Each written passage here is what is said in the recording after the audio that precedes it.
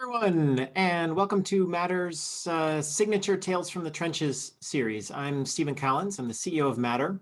We are a healthcare technology incubator and innovation hub built on a mission to accelerate the pace of change of healthcare. We do three things in service of our mission. First, we incubate startups. We launched 7 years ago. We've worked with more than 700 companies since then, ranging from very early to growth stage startups, and we have a suite of services to help them at every stage of development. Second, we work with large organizations, health systems, life sciences companies, payers, to help them strengthen their innovation capacity. We help them find value in emerging technology solutions, empower internal innovators to unlock the value of their ideas, and create a more human-centered healthcare experience through system-level collaborations. And third, we're a nexus for people who are passionate about healthcare innovation. We bring people together to be inspired and learn and connect with each other. And we produce a lot of programs, including large-scale events for the broader community, as well as small forums that are exclusively for our members. Tales from the Trenches is our longest standing series here at Matter, where accomplished entrepreneurs share their journeys from how they got started to what they've learned along the way. Today, we'll be joined by Paris Wallace, the co-founder of Ovia Health. The company was acquired by Labcorp last year. It's the leading women's health and technology company focusing on fertility, pregnancy, and parenting programs. And like millions of expectant parents in more than 200 countries and territories around the world, my wife and I used Ovia, and we thought it was a great product. Femtech as a category is a space that Matter has been spending a lot of time exploring. The quantity of technology, entrepreneurship, investment, and innovation that's focused on women's health is not commensurate with the scale of the needs or the opportunities. So Matter will be launching a Femtech accelerator later this year called 51 Labs. We look forward to spending even more time in this space. The discussion with Paris today will be led by Dr. Sheila Bhagavan, a senior medical director at Village MD. Dr. Bhagavan was a primary care physician in Chicago for more than 22 years until Village MD acquired her practice last year, and she moved into a leadership role with the company. So she will bring to the conversation with Paris the perspectives of a physician, an entrepreneur, and an executive. Paris and Sheila, thank you both so much for joining us today. We are looking forward to the conversation. That was a great introduction, and I'm really looking forward to our hour together.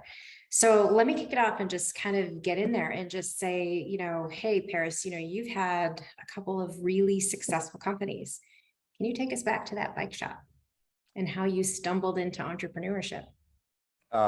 Yeah. So it started many years ago in a land far away. I grew up in Northern California, very humble beginnings. And so to help support my family, I worked full-time during high school in a bike shop, doing retail and fixing bikes for minimum wage, which I think at that time was around $5.75. And 2 years into it, in the height of kind of the first internet bubble in 1998, 99, I had the crazy idea at 16 at the time of saying, hey, I bet you I could create something online and sell a lot of this stuff, because there wasn't really any backcountries or kind of big online outdoor stores. And so my friends and I, who are juniors in high school, put together an online bike store called dirtmart.com. And I remember we launched it, and this was before cell phones and continuous internet and connectivity. And so I checked my email before I went to high school. At the end of the day, I went home and checked, and we'd gotten so many orders that day. I'd made more money while working, while being at school, than I did from working a month at the bike shop. And that's when I really caught the bug and was like, okay, I'm only going to start businesses that make money while I'm doing something else. And I'm only going to run businesses that I own, because just the leverage was very clear even to my 16-year-old mind. So you're, bike entrepreneur. So how did you pivot into healthcare, and tell us about the role that your mom played in that leap? Yeah, so my mom was very influential, single parent household. She was disabled, and put all of her time and attention into me. And I was really lucky to go to private schools, Amherst College, Harvard Business School, a joint degree there. And by the time I got there, I'd really decided that anything that I did with my time professionally, I wanted to really make sure that it made a tangibly positive impact on the world. And actually had a fellowship while I was at Harvard getting my MBA and MPA in social entrepreneurship. So I had the opportunity to look at all the models kind of for organizational social change, and really came to the conclusion that for-profit models that had a great business engine behind them, but if they were successful, could really make a positive impact on the world. And, as I looked at kind of what I could do out of business school, to think about the struggles that my mom went through, being disabled, and then also just the kind of abysmal women's outcomes in the US, especially around maternity, I thought that was something I could really make an impact with. And so my last year at business school, started researching it, and started Good Start Genetics, which is a non-invasive prenatal testing company, testing parents before they have children to see if they're at risk of passing on a genetic disorder, but specifically focused on women's health. And now, 15 years later, we've helped, my companies have helped 20 million people start their families and are really changing the way that that women are receiving care, and improving outcomes. So let's go back a little bit to Good Start Genetics. Yeah. And obviously you told us, it's a company that does genetic testing, but you also had the fortune to be able to sell that company. So can you tell us a little bit about that acquisition and kind of what went through your head? Yeah, so it was definitely unique. Diagnostics in 2008 was not dominated by 26-year-old entrepreneurs, and so managed to raise money and start growing that team with my business partner at the time, who was a classmate from Harvard Business School. We grew that business, we got the investment, but I think two things. One, the emergence of technology and apps at the time really got me interested. I started mentoring at Techstars, and I really got interested in how much more scalable that was than kind of the traditional healthcare models, and how many more people could be helped through that. So I actually, after 4 years at Good Start, left, joined the board and started Ovia. And then as a board member, as we were thinking about the future of the business, as we can continue to grow, one of our great options was to be part of a much larger organization and be part of their suite of products, right? I mean, it's kind of the classic business issue is, do you want to be really good at one thing, that, you can really be absolutely excellent, or be part of a much broader platform? We'd really excelled at this one type of testing. We were the best in the market. It was time to join a much bigger platform to be able to take advantage of the leverage and economies of scale of being part of a bigger organization. But I learned a tremendous amount, that first company. I think one of them is, stick by your idea and see it through. I mean, I have no regrets about starting Ovia, but I think as the founder, as the person who wrote that business plan, I understood it better than anyone else. And, I definitely gave away some of that vision to others that didn't understand it as well. And the business definitely paid the price for not having that deep understanding that only the founder has. Gotcha. So, okay, you've mentioned Ovia. What is Ovia? Yeah. So, tell us what that's about. I mean, like I said, I had to sort of Google it to find out because I already had my kids. And so I'm not sure if it was around when, I was having my children. Yeah, so started the company in 2012. Now we are kind of the largest digital health platform for women and families. We've served over 20 million families around the globe. We have 40 peer-reviewed papers, to show the efficacy of the platform, and everything from C-sections to C-section prevention to predicting and helping with things like preterm birth and preeclampsia, infertility. Essentially, it's a direct-to-consumer platform where you can go, you can download, and we give minute-by-minute updates.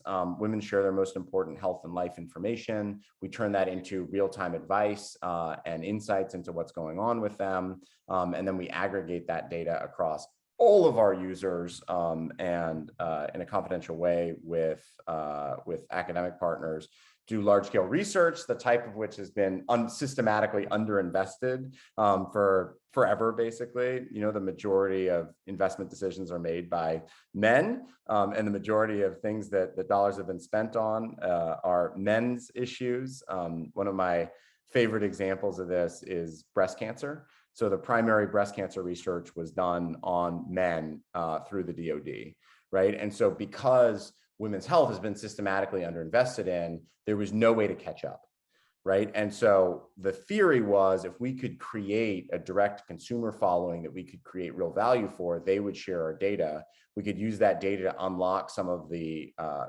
fundamental truths and really medical breakthroughs that haven't been invested in much more quickly, right? And 40 papers over 10 years, it makes us one of the fastest and largest publishers in women's health, and then actually be able to take those insights and immediately give it back to our users, right? So we have about 40% of all the new parents in the US are on our platform. So as we learn, we can put it back, which changes outcomes, which gets more data, which allows us to learn, which allows us to give it back. So it's this amazing virtuous cycle that's really helped us, help tens of millions of women and really advance women's health, which, I would argue, like, our research are some of the fundamental building blocks that's fueling the femtech revolution. And I'm so excited to see at this point, Stephen mentioned. Well, I can tell you that I probably messed with your data because I went in and downloaded the app and played with the app and put a bunch of fictitious information in there. So hopefully my deleting of the app will take that out of your data. We're large enough that one person is not going to impact our results, but don't be surprised if one of our researchers follows up with you. Yeah, right. So, okay, you're an entrepreneur, you're an innovator in the healthcare space. So tell me, how important is it for the physician to be part of a healthcare company that's going to affect their patients and them?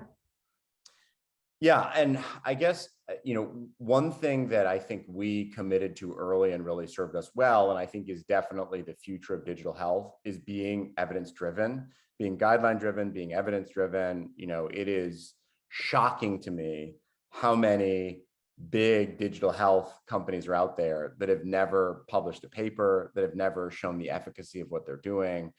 Coming from the diagnostic background, I really understood the level of rigor it takes to convince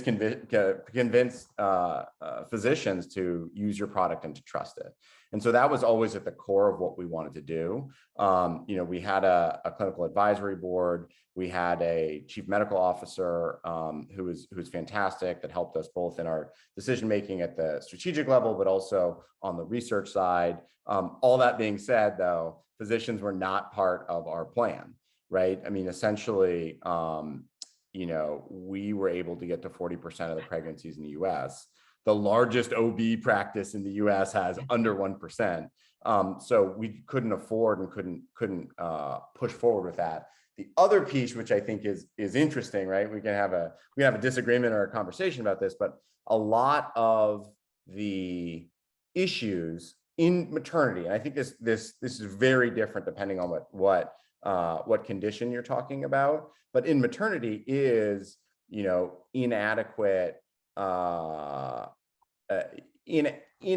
care in obstetrics, right? Based on mainly reimbursement, right? But for example, the C-section epidemic, that is a physician-driven issue, I would say, right? I mean, and we can argue what that shows, but what we saw actually, and we did a 4-year comprehensive study with Harvard Medical School on it, that we could impact C-section rates by helping people choose low C-section delivery sites and low C-section doctors.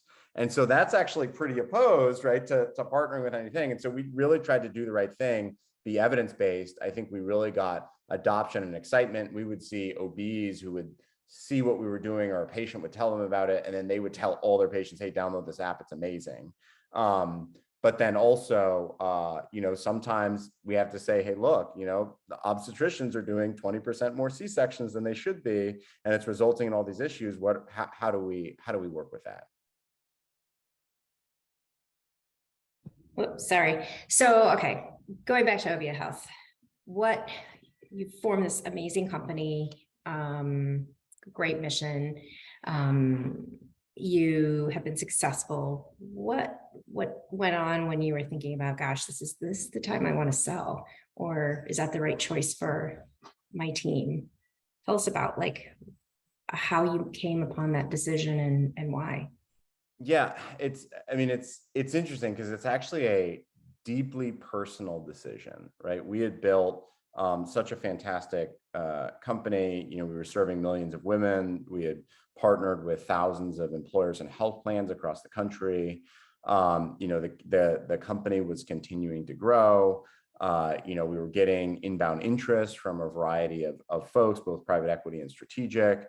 And the question really came down to, you know, the founding team saying, you know, does this make sense? You know, is this where we want to go? I mean, I think one of my fundamental beliefs in a startup is that the leadership team and the CEO need to grow at the same rate as the company. So when we sold the business, the enterprise side, which was the side of the business that worked directly with employers and health plans, was growing at 300%. And so, you know, I had to look in the mirror and say, am I capable of getting 3 times better in my leadership, in my decision-making, in my ability to manage this organization in the next 3 years?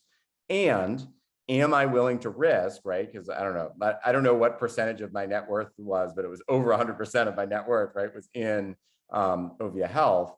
Am I willing to risk that on my ability to be able to get 3 times better next year, and probably 3 times better the year beyond that? You know, and that was really kind of the equation that I thought through to say, you know, and my co-founders thought through to say, hey, would this be a success for us? Have we done what we wanted to do? And then our commitment that we took very, very seriously for the users and for our employees, how will they be materially impacted by this decision? And will they be better off, worse off, the same, you know? And I think that there was great alignment when we made the decision between, hey, this is going to be a really big success for us as a founding team and for our lives and for our families. It's going to be a really big success for our employees. Everyone did quite well in the exit. And ultimately having the capabilities of a much larger organization that will allow us to go into diagnostics and telehealth and expand our services to more of women's health will be a really great thing for our users. And I think we really found alignment on all of those things. And we said, yes, this is something we want to move forward with. But I think the first decision that we made, right, was around, you know, does this make sense for the founders, for the employees, and for the customers? And then, you know, we negotiated around the logistics of it. Got it. So I know that there's a transaction process. I mean, you might have come to this decision a few years ago, 8 months ago. And there is a process. I watched my husband go through this last year, and, you know, lots of twists, lots of turns, ups, downs, and so on. But maybe you could just give us a little bit of a ringside seat as to sort of just the process and how that was for you. Was it fun? Was it hard? I mean, well, so the first process, we were working with a fantastic investment bank, Raymond James, and the team there, the digital health team there, which I think is absolutely the best in the business. We ran a fantastic process. We had a ton of people who were interested in the business, and the first bids were due March 3rd, 2020.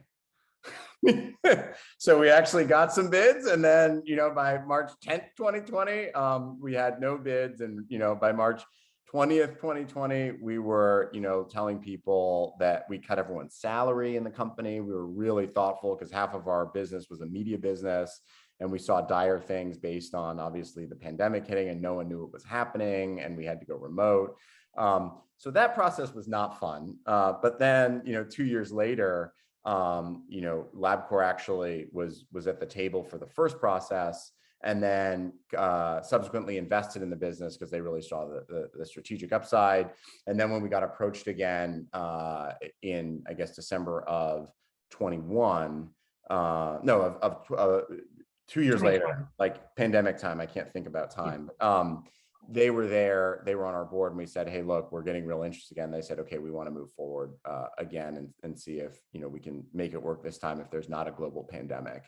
Okay, so that you had a bit of a cooling off period then where you had to like step back a little bit because it wasn't just a straight road, straight That's line. right. Yeah. And, I was lucky enough, I'm part of a leadership group called YPO.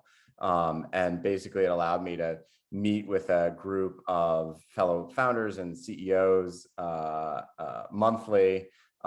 We've been doing it now for 7 years. And 3 of them went through exits. And so I got to kind of say, hey, I'm thinking about an exit. What advice would you have?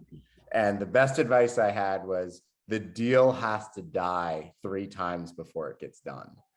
And this was such great advice because every time it seemed like we had hit a roadblock and it wasn't going to happen, I was like, this is great. It's the next step. We've made it. Right. And so it allowed me to keep my spirits up, but it's, I think it's really fascinating. Yeah. I mean, right. And, the other really hard part is, especially through the pandemic, but always, we've had a very, very open culture, and working on this without having kind of everyone in the company involved was really, really difficult, from a cultural standpoint. But, eventually we got it done. The deal died 3 times and we were able to move it forward. That's great. So, okay. So Ovia, great company. You've sold it. What are you the most proud about in Ovia and what you've done there?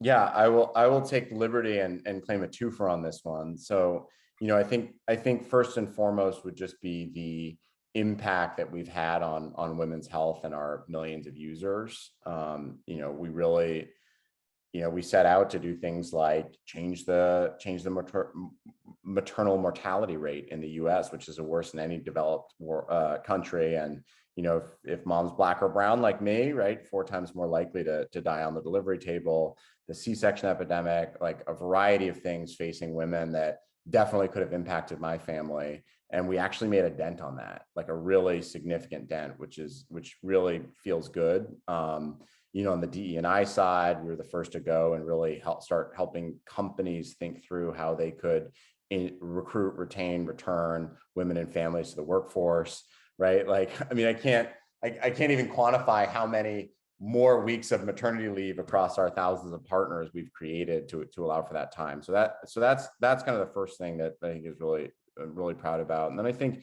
secondly is just the organization that we created. We had a place where people really felt like they belonged. They felt like they were doing their life's work.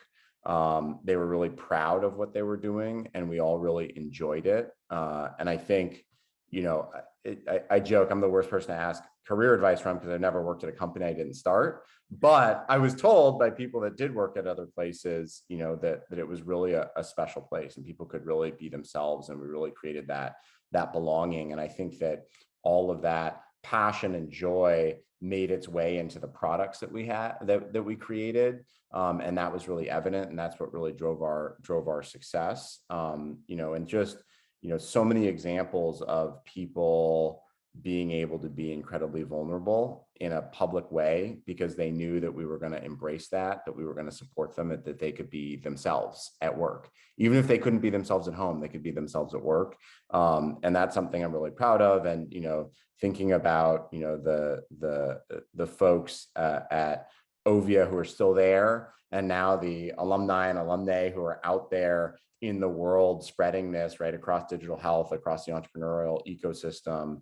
I think that's a really powerful legacy that's gonna continue to grow in the coming years. Well, it's interesting. I read something that was out there about sort of the way that you target employees. Is it necessarily on their letters after their name or their degrees or what have you? And can you just speak a little bit about that? Because I thought that was quite fascinating. Yeah, I mean, one of the things that we felt very, very strongly about is that our employees needed to represent our users, right? Because if we had folks that were totally removed from our users, then it wasn't going to work. We weren't going to be able to build products that could really relate to them. And we weren't going to build a culture that understood our users in an authentic way. So what did that mean, right? I mean, we had 20 million users, so it was basically the US population. And if you look at the US population, they didn't all go to New England, colleges, and all the other things that's kind of the typical startup community. And so we very early on said we want to be the best place in Boston for women and the LGBTQ community to work at. And we really focused on those folks because at the time it was, tech bros, and people really didn't feel welcome. And guess what? People were willing to leave Facebook and Google and these other huge startups come work for us because we said we wanted them, and kind of implicitly they were not wanted at these other cultures. And then, thinking about attracting bilingual folks, attracting BIPOC folks, attracting folks without college degrees, right? We were really one of the first to do it and got a lot of fanfare. I think probably unfairly, like it's crazy in 2022, it's like considered revolutionary, but the vast majority of our users did not have a college degree. So thinking that we would require all of our employees to have college degrees is just outrageous. And the stats are, if you require a college degree, you immediately disqualify 70% of Black and Latino population in the US and 80% of the rural population in the US. And so how can you possibly represent those people if you have none of them in the room with you? And so again, what do I use every day for my college degree, right? Sorry, Amherst, zero, right? I mean, it's not like I'm like, oh, I remember an economics class at this, and that's going to help me sell the business. But there. Don't tell my daughter that. Yeah, that's right. Yeah, that's right. But really thinking through what are the life experiences, what are the incredible talents, right? Having self-taught coders, who don't have a computer science degree, but they spent 2 years learning how to code on their own. Like those are the types of people we want to attract. And just summarily dismissing all those folks from the talent pool would have been such a mistake. And so we were really able to excel. We kept people longer, people were happier. Our user base, we were majority female in the company, I think 75%. The leadership team was 2/3 minority, 80% female, right? Like these are the sorts of things that then one allows us to attract the workforce that we want and attract the absolute best people. But secondly, create the products that our users really wanted to use because it reflected their values and who they were in a way that you can't have when it's, 50 dudes in a room. Right, because I know you've said something like one of your sort of soapboxes is when companies try to serve communities that are underrepresented or not represented in their own communities, and how that can be just a huge disconnect. So, I mean, clearly you've cracked the nut on that one, or at least started to. I mean, I think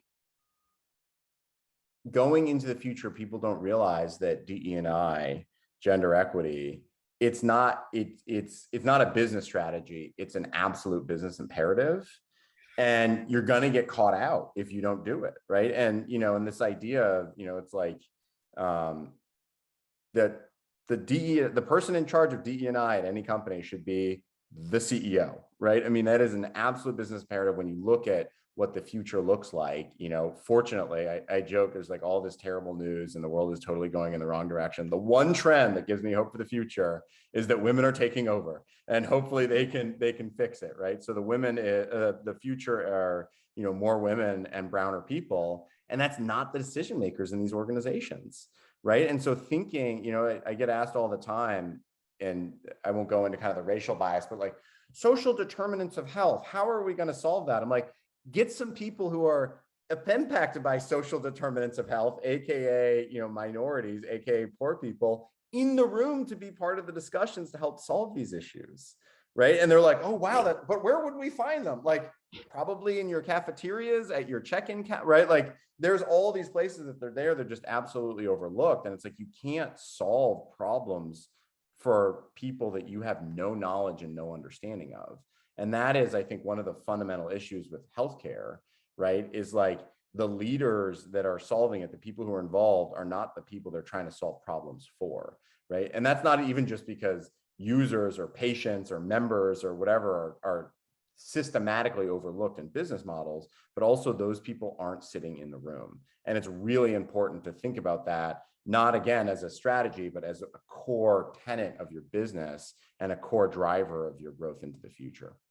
Yeah, I mean, as a physician, that is definitely something, it's a box we're supposed to check to say we've addressed it. And I would bet that 90% of physicians don't really know what that means, which is unfortunate because we're the ones that are supposed to advocate for that. Yeah, and it's, I mean, and it becomes real, right? In OB, right? Why is the maternal mortality rate higher in Black and brown women? It's because their pain is not realized or is not recognized, right, at the same level of white women. And so, you know, you can imagine if, and I say you can imagine it because, of course, there's never been any research on it, right? But and there's not enough Black and brown OBs to actually show this, right? But it's a very different outcome just based on the doctor that's in the room, right? And so again, it's not a nice to do, it is a real results-driven strategy that needs to be adopted to allow us to move into the future and to allow us to achieve the results that we want to get to. So what advice would you give our entrepreneurs who are really serious about DE&I? I mean, as you said, it shouldn't be just serious, but it should be just a must-have. Yeah, I mean, you know, I think depending on the stage you're at, right? Like, you know, and people have said this, right? One is if all of your first 10 people are one type of person, your 11th person is likely going to be that type of person, your 12th person, right? And so making sure that you're getting diverse candidates right from the beginning, I think is and diverse is whatever you're not, right? I mean, it's not like a group, there's not like a group of diverse people you need to get in, but it's whatever you're not, whatever is not represented, making sure that they are represented, making sure that you can pull them in. And then I think secondly, just having policies that don't negate moving forward, but at least give everyone the opportunity, one, to see that it's important, and secondly, to give other folks a chance. So for example, right, don't have hiring quotas, but make sure that for every position, you're at least interviewing one, you know, diverse person, right? And which is, again, not a specific category, but someone that's not currently in the company, right? And when you think about, you know, your team makeup, don't just think about, oh, we need a COO and a marketing person and a finance person. Also think about the makeup, the perspectives in the room. What are the backgrounds that you want to make sure that you have represented? And do it early and talk about it. And don't talk about it in terms of initiative. Talk about it as something, a core value that you're doing in a company. Measure it. Just like you would revenue, right? Come up with whatever metrics you would, measure it. And every time you talk about revenue, every time you talk about growth, every time you talk about those strategic priorities in your company, mention this as one and put it on blast, right? Hey, we want to increase, this is how we're defining diversity. We want to increase diversity by 10% this year. Every time you say, hey, we're 25% of our revenue or 25 ahead on our revenue, we're 5% behind on our diversity thing. Who's working on it? And then I think the other thing, right, is like, don't hire someone to work on diversity. Pick the most influential person, pick the smartest person, pick, you know, the CEO, and put their name next to that metric and hold them responsible for it in a really meaningful way. Yeah, I could definitely tell you my husband was head of DE&I in his company as well. So I think he has the same sort of thinking as you do. Yeah. Okay, so I'm going to jump over to the chat here. I'm going to try to toggle here. And one of the questions somebody asked, an anonymous attendee, said, what barriers do you experience being a male running a women's health company? What did you do to ensure you were taken seriously? Yeah, you know, I think one, just it's a good question, but the question also shows the problem, right? Which is like women's health issues. Women, it turns out, this is crazy statistic, women are 50% of the population in the whole world, and their issues are just people issues, right? I mean, I think about, a woman would never get the question of dealing with men's issues, right? I mean, because men's issues are just issues. It's just business. It's just whatever. Women's issues are seen as like, why would you want to talk about, you know, this, or why would you want to have that issue? So, you know, I looked at it in terms of, it's something I'm really passionate about, you know, and I had a really privileged position in talking about it because I could be an outgroup advocate. And being an outgroup advocate is incredibly important because, you know, if you're a woman in the room talking about women's issues, it's because you're a woman. If you're a man in the room talking about women's issues, people hear you in a different way because you have no incentive, right, to talk about it or to care. And so I really tried to use that position of privilege to advocate for things. And frankly, as you can probably tell from this thing, I can advocate for it a lot more strongly than a lot of women are comfortable doing because, you know, you're always self-conscious talking about the group that you represent.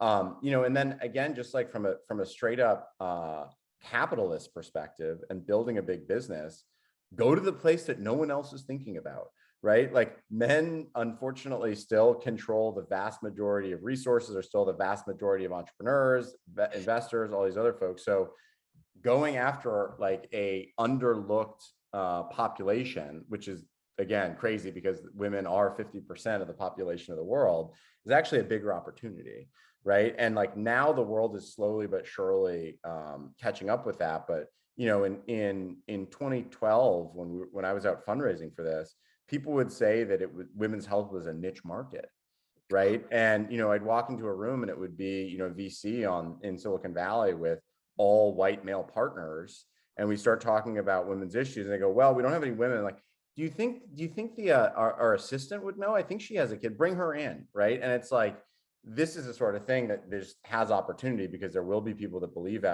in you out there, and you don't have to compete because they're all investing in whatever dudes like. Okay, we have some questions from an OBGYN, Dr. Johnson, and she had a few questions, but it looks like some of them were self-answered. But her last question is 50% of the births in the US are funded through Medicaid plans. Does your platform include Medicaid patients? How do you reach the disadvantaged OB patient populations? Yeah, great question. So we were the largest digital health platform for Medicaid patients. We had 40% of the Medicaid births in the US on our platform. You know, and I think, again, going back to the social determinants of health and the kind of those people, right? It's like, if you come in with the fundamental belief that everyone cares about the health of their child and wants to do the right thing when they're pregnant, we created a platform that people could really see the value on, and it attracted all types of people. And I actually think it specifically attracted folks that couldn't get great access to other care because, you know, of their circumstances. And so frankly, like, we never targeted that population. That population went out and looked for us and said, hey, this is something that's going to be really valuable. This is, you know, my level of care, my level of access isn't there. I can learn a lot with this program. It can give me a lot of things that the healthcare system isn't getting, or I can't access from it. You know, so I think that was, you know, again, like, it wasn't necessarily the plan, but it's definitely the way that it played out. And then as we saw that we were getting huge traction on the population, we made sure that we were creating content and writing at a level that folks could understand, and making sure that it was really appealed to that population. And then just word of mouth, right, continued to push that forward. And then, right, being able to do a tremendous amount of research specifically on that population, because we were the only folks engaging them, and figuring out what they really needed. And then again, creating a virtuous cycle. Got it. Okay. Let me see if I'm going to just take a second from these questions. And I just want to ask you, just kind of to go back to sort of your philosophy about healthcare and those companies that are going to thrive in really not 2022, but 2023. Who are those people? And, you know, how do we move from, and I've heard you say this, sick care to healthcare. Give us your take on it and sort of what you think about Pokemon Go. Yeah, that's awesome. Yeah, so the Pokemon Go thing, there's this, all of this money has gone into health and fitness apps to get people healthier and to get them active and to measure. And And the joke is the greatest digital health app ever created was Pokemon Go, because it had tens of millions of people taking trillions of steps to go find Pikachu, right? And it turns out that, like, the continuous glucose monitor, like, it doesn't do it, right? Like, none of the pharmaceuticals, you gotta have a cute made up rodent. Is Pikachu a rodent? I don't know. Out in the augmented reality world for people to go and chase. So, I think the big trends that I think will dominate, I've been saying this for years and I've been wrong, but right, one is patient first, right? I mean, the business models in healthcare now is, are you going to sell to the payer? Or are you going to sell to the provider? And the one group that just very few people are focused on is the patient, right? And I always kind of chuckle when I say patient, because if there's anything that consumers are not, it's patient. And right, it's like they haven't even figured that out yet. So I think this patient first approach at Ovia, we'd go into a health plan and we'd go into an employer and we'd actually ask our users before we talk to their employer or health plan, who is your health or employer. So we would go in and say, hey, we have 25% of your members who have asked to get help about, from you through our platform. How many do you have? And they'd look at their numbers and they say, hey, I think we have to work with you guys, right? And so I think really creating products that appeal to the customer and that really show efficacy with them is a much better route and going to be much more long-term successful than creating something that has benefits for the health plan and the provider, but is just a terrible experience for the patient, which frankly is most things that I've seen in healthcare. I think the second piece, and again, this is maybe idealistic from me, but like, I gotta hope that the age of marketing-driven healthcare companies will be usurped by the age of product-driven companies. And what I mean by that is, the number of big companies out there that have zero evidence, zero peer-reviewed papers, zero evidence that their solution is effective and does anything, is astounding, right? I mean, that's 75, 85% of digital health companies. And so I think you see health insurers starting to get more sophisticated about this. And the next step is going to be employers and other payers getting more sophisticated to say, hey, send me your peer-reviewed paper first, or your peer-reviewed papers to show that this thing works before we even have a meeting with you. Because that I think, especially in the money isn't free and you can't raise as much as you want it, whatever, that's going to be a big differentiator. And that's going to cut out 75% of the digital health companies that have never thought about that don't have enough data, that don't have a level of sophistication to pull together the data set or the connections with the academic community or physicians to be able to run a paper. And guess what? Those are not the solutions that people should be using and buying. But instead, what's happened is, hey, we have this thing that's kind of interesting that, like, quick thinking makes sense. Let's spend $100 million. Let's spend $1 billion to sell it, as opposed to actually create something that we know is useful to the patient, and and push that forward. And I think that with the new valuations and money getting more difficult to raise, those companies that have done it the right way, that have proven efficacy, are the ones that are really going to rise to the top. I hope. Fingers crossed. I love it. I love it. Okay, you got a lot of questions here. So let me look at your little set here. Hey, while I'm looking, I do want to ask you, because I think this is fascinating, kind of what you're doing right now. Yeah. About that. Yeah. So, I guess there was a bit of planned obsolescence after the acquisition. I was with the company for 3 months after. I was pretty sure, and they were pretty sure, that I was not a big company guy. So I think we made a really successful transition there. And I thought I was going to ride off into the sunset, and ultimately, my passion for DE&I, decided that I had to do something else in that space, specifically gender equity and DE&I, not technically in the healthcare space. Again, the Pokemon Go thing was very inspiring. So thinking about what could I do to really create something that was inclusive and exciting. And then also a big passion of mine and is cycling, right? I've been doing it since high school, as we talked about at the beginning of the call. So I'm in the process of starting the first majority, minority, and female-owned professional sports league around cycling. with the idea of, changing the idea of ownership in sports. I won't go into the statistics there, but, there's one minority owner across the NBA and NFL, even though 80% of the players are Black and brown. Gender equity in sports just doesn't exist, right? I mean, that's like really the piece. And so how do you really rethink that and tap into the values of everyone under 45 who are not watching kind of professional sports, to think about, can we create a movement around doing the right thing, around diversity and teaching people about ownership, and then also gender equity in sports, to show women and girls that their sports efforts matter just as much as the boys, and that there's a path for them to be an athlete and pursue their dreams there as well. So we're moving that forward. We're recruiting teams. We're going to have races in Miami, Atlanta, Chicago, and Denver next year. So look for more of that. That's awesome. That's great. All right. So your questions, you've got a lot of them.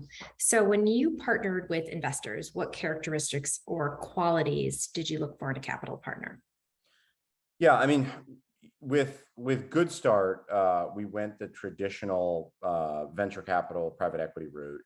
We raised in debt and equity over $100 million for that business. So I understood that well. And so with Ovia, essentially, we didn't raise money from any funds with LPs. So our largest investors were Johnson & Johnson, Blue Cross Blue Shield of Massachusetts, and Labcorp. So we really went after strategic investors.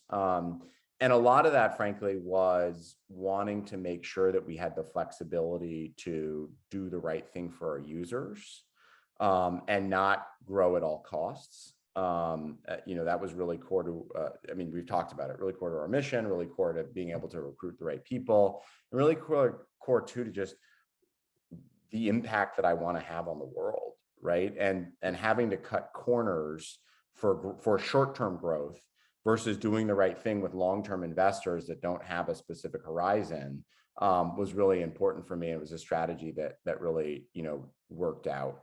I do think generally, if the job of the CEO is obviously to run the company, but you also have to know more about private equity and venture capital than the private equity and venture capital folks that you're talking to, because their model, if you take money from them, is going to dictate your strategy going forward.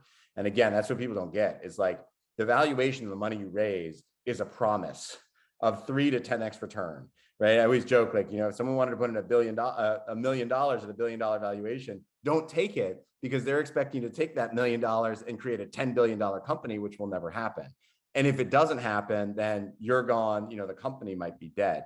And so I think a lot of times people don't understand the risk that they're taking when partnering with these venture folks.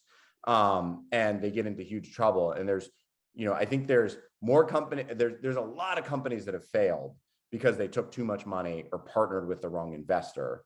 And people don't see that as a risk. They see it as an opportunity. Oh, we raised money, we can do this thing now. Not saying, oh, we raised the wrong money, I'm going to get kicked out as CEO, and the company's not ultimately going to work because we raised too much too fast, or we don't have a partner that's aligned with our timeline.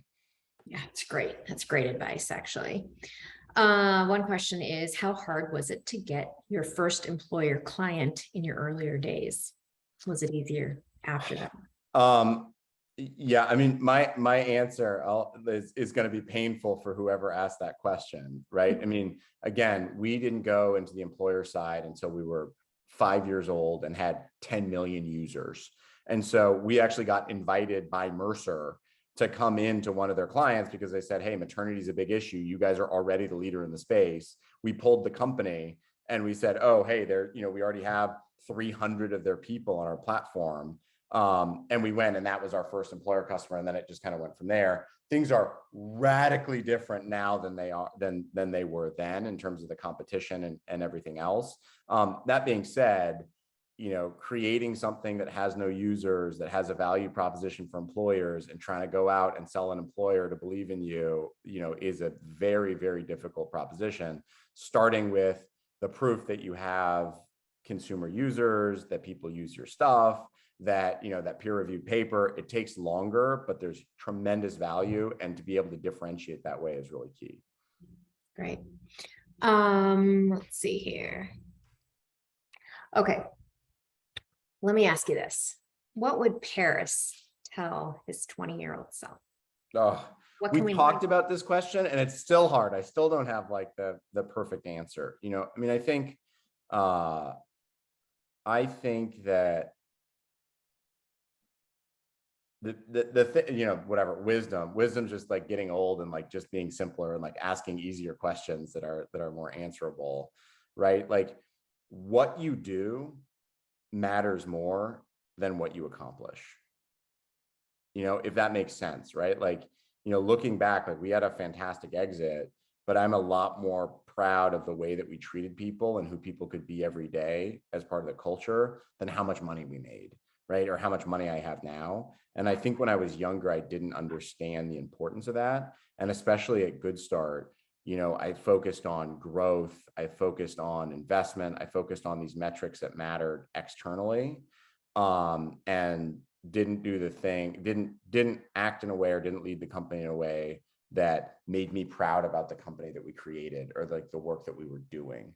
And thinking about Good Start, that, you know, ultimately, or thinking about Ovia, which was ultimately, you know, a better outcome, but it's also something I'm a lot more proud of, and really spending the time thinking about who do you want to be and what legacy do you want to leave versus what do you want to accomplish, if that makes sense.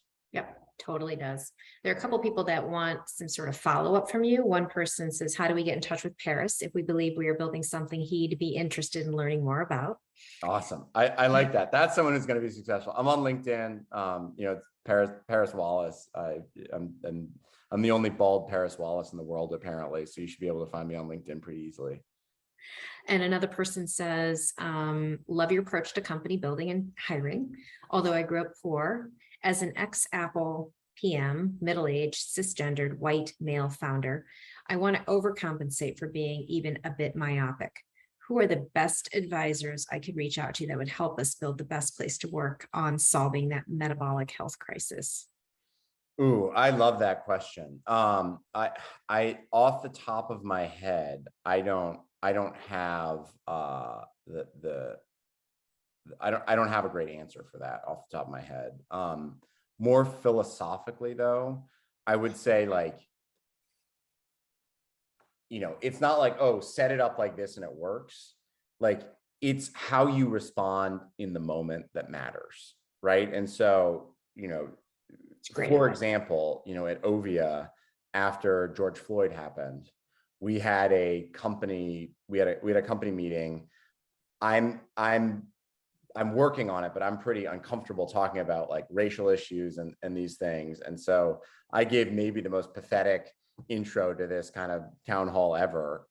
And some things were shared in that town hall that were game changers for the company forever. I mean, it like really like it went to 2 hours, supposed to be an hour. You know, everyone just kind of canceled everything. You know, no one dropped. We had everyone in the company for that entire time. There were tears. I mean, you know, we like went in as colleagues and left as a family. And, you know, and it took a lot of courage of the people around me who I knew shared that commitment to be able to have that open town hall, to be able to address it, right, as an issue, to bring people and ask them to invite. So I would say, you know, if you want to get it right, I don't think there's a playbook. It's about making sure that you're surrounded by people that you can talk to in the moment, that have experience in it, or that have, frankly, just the passion or the right ideas to give you that advice and to really, as things come up, to make the right decision. And then the other thing is, right, like, you're gonna screw it up. And I think being very clear about that, and being very clear, I mean, the way that you ask that question, I think is right. If you have that level of vulnerability with your company and saying, we're in it and I'm gonna screw it up and I need everyone's help on getting it right, that's gonna be a lot more valuable than getting a few advisors that you talk to that say, hey, here's some frameworks that you can potentially use if these issues come up. Yeah, that's actually fabulous. A lot of people they have some issues with your LinkedIn, and apparently you need an email to be able to verify. So I'm not sure what that Oh, means. wow. Okay. My email, it's like, what is it? Tell me how old you are without saying your age. My email is just pariswallace@gmail.com. So you can email me or use that for LinkedIn. Okay, that should help a lot of people. Yeah. So, I mean, there are definitely some other questions that I didn't hit, but we don't have a whole lot of time left. So perhaps maybe you might be able to answer some of these later, and give some follow-up to the panelists. What haven't I asked you? What have I missed that we should know about you? Wow, that's a good question. I mean, I do think it's interesting. I'm an entrepreneur in residence at Harvard Business School currently, which means I get to talk to a lot of students who are thinking about starting ventures. And so I've talked to probably 100 students over this last year who are, in various stages of the formation process. And I guess, what I'm learning now through pattern recognition is the people who are successful, the people who actually go out and do it, the people who resonate the most for me are people who find something, a cause, a problem, a group that they really care about, and then build something around that, versus folks who just want to be an entrepreneur or folks that believe in a certain type of business model. And I think that's definitely my story, right? Is like, that passion I think really shows through. And even though I'm not the person that we were solving it for, I think that really shone through and was able to attract things. But, when you're on your journey and when you're thinking about, what you want to do, I think that the why really matters, right? And there's a lot that's been written on this, but this idea of people start with the why and then create facts to get to the yes or no kind of after that. And I think it's really about deep self-reflection and that deep resonance with the problem you're trying to solve or the group of people that you're trying to help, that's really going to allow you to be successful over the longer term. Great way to wrap things up. Paris, really enjoyed listening to your perspective on really critical business issues, your insights, and just generally getting a flavor for who you are as a person and your personality. I really appreciate that. And Sheila, thank you so much for leading the conversation and facilitating and pulling out these stories and these insights from Paris. So thank you both. Thank you all for joining us. If you enjoyed today's conversation, you might be interested in some of our other upcoming programs. We have one on August 4th, specifically focused on health equity.